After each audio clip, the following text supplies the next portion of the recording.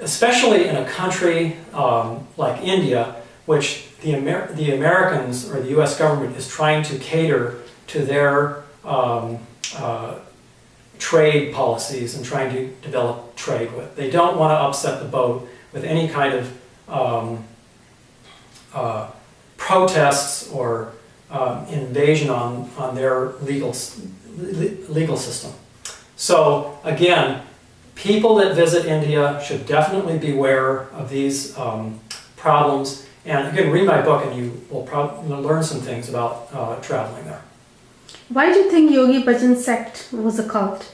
How can we appeal to a family member or a friend to leave a cult they may be a part of? Well, I believe that this Yogi Bhajan organization was a cult. And for those of you who may not know, I was with that organization for 30 some years. And I just realized after I was in India for almost 2 years that Sikhs do not do many of the things that Yogi Bhajan's group promotes and does and practices. A lot of the things like the astrology and the numerology and the different practices that are more along the Hindu faith. occult practices. These are not part of the Sikh tradition, and so I really learned a lot when I was there in India. I met real Sikhs. I think that if people have relatives and friends that are getting involved in this Yogi Bhajan cult or other cults that have Indian gurus or masters that are leading them into these occult practices, that you can talk to your friends and relatives in terms of what is really making them happy.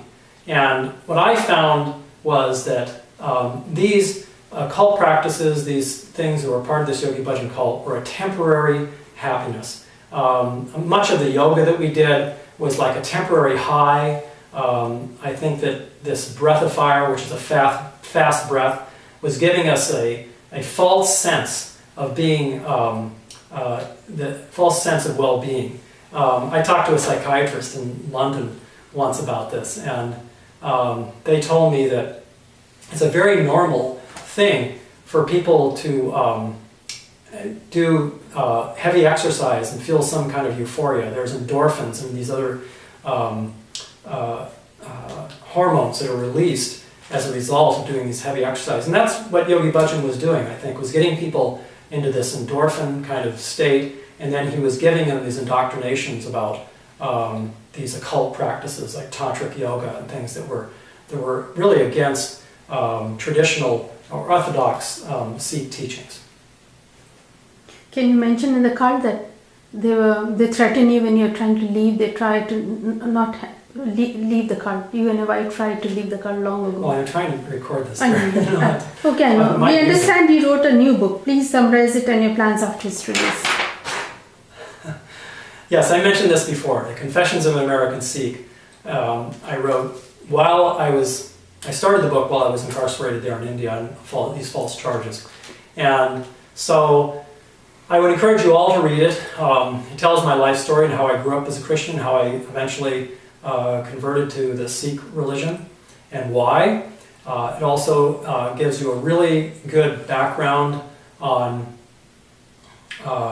the corruption of the Indian Punjabi police there in India and what I had to go through. It also gives you some information about this Yogi Bhajan cult and why I think it's a really dangerous cult and why it's giving a wrong impression of the Sikh religion. Okay, thank you very much, Gursant Singh. Thank you.